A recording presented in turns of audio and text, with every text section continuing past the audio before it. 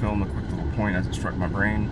But the lives that many of us, many sentient people on this planet who have been targeted and subject to many different factors like persecution, that sort of thing, remember that there are orchestrators of our misery that have been directing our lives. We basically have been living a basified simulation of life that has been directed by the devil. And I think what's been happening, whether people have been realizing it or not, despite the lack of observation and the lack of cues from all of our environments, I believe that there are still more and more light bulbs going off. There are people that are becoming self-aware and trying to blend and balance how to interpret living through something like this, as well as upholding those basic functions that we all need to live, as it gets harder and harder to not say our piece, and it's still just as difficult to imagine speaking about because of nothing changing until, I guess, the very, very end. That seems to be what I'm guessing, is that we're all going to have that aha moment, perhaps way too late for it to change the outcome when a lot of negative things happen. I think that's just inevitable, that we're going to incur a lot of things, and it's not going to be as connected as it could be.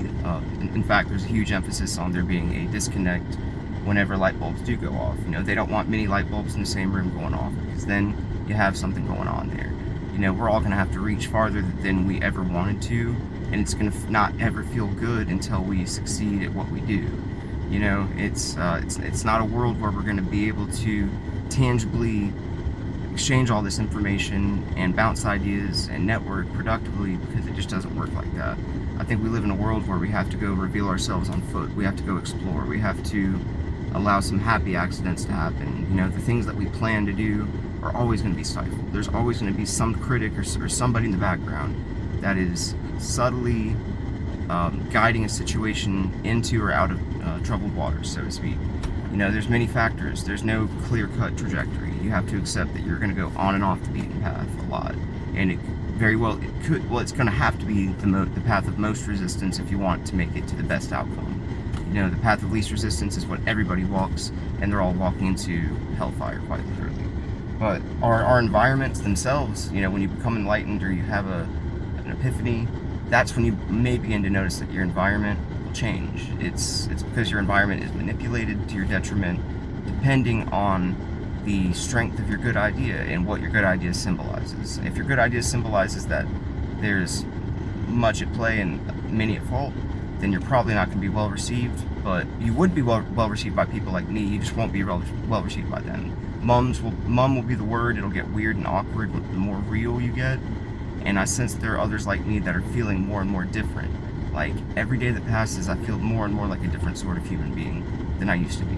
I'm, I guess, in a way evolving, while the world around me seems to be regressing and is either stagnant or tailing off. And we all know it, we sense it and feel it. We just try not to think about it. Or at least that's the common thing. I have to think about it. Otherwise, it does scare me. If I don't devote enough time to thinking about what bothers me, then it begins to scare me. But that's why I'm not scared, because I actually think about it. And I would urge other people to do the same. Have those scary thoughts, because that's how you have big breakthroughs, and then hopefully you can at least feel better about understanding things. Because we live in a generation where it's willful ignorance is pretty much the precedent. You know, many people are clued into the fact that what we're enduring and living through is the opposite of what it really truly is.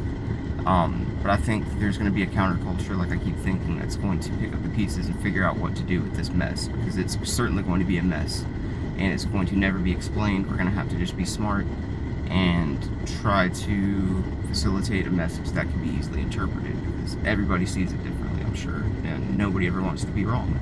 But guess what, everybody? Almost everybody is wrong. It has been wrong, and it's been because of this influencing over the past several years. It's been a theme. It's never been explained to people, but now that we're more aware of the control we've been under, I'd like to think we can maybe break through some barriers and point it out, because it's highly disturbing, but I think it's necessary to understand why things happen, because there's been a lot of nonsensical bullshit that has just never been quite explained. So hopefully we reach that age of understanding. It's going to be scary and difficult, but I'll feel better about it just talking about it, period. Like, that's how I relieve my stress, to talk about what bothers me. So hopefully that message kicks on and we can make it a little bit more weird and different, because the same and slightly worse and more existentially dreadful constantly is not a good precedent for me personally. But hopefully it catches wind. Peace.